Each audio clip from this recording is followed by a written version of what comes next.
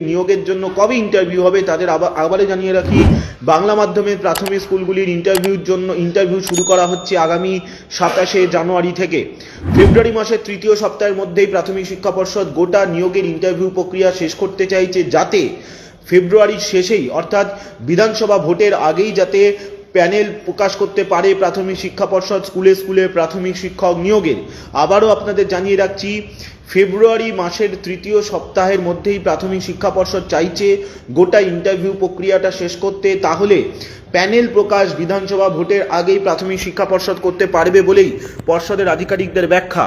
কিন্তু ইন্টারভিউ নেবার যে বিজ্ঞপ্তি জারি করা হয়েছে ডিসেম্বর মাসের শেষ সপ্তাহে দুদিন যে ইন্টারভিউ নিয়েছিল পর্ষদ, সেটি মূলত অন্য মাধ্যমের স্কুলের জন্য। বাংলা মাধ্যমের স্কুলের জন্য এতদিন ইন্টারভিউ নেওয়ার বিজ্ঞপ্তি জারি করেনি। আজকে সেই বিজ্ঞপ্তি জারি করেছে প্রাথমিক শিক্ষা পর্ষদ এবং আগামী 27শে জানুয়ারি থেকে এই ইন্টারভিউ প্রক্রিয়া শুরু হবে বাংলা মাধ্যমের স্কুলগুলির জন্য।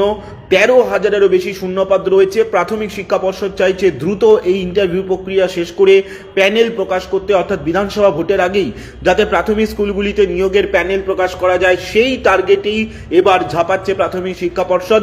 আজকেই কিছুক্ষণ আগেই পর্ষদের ওয়েবসাইটে এই বিজ্ঞপ্তি দিয়ে দেওয়া হয়েছে।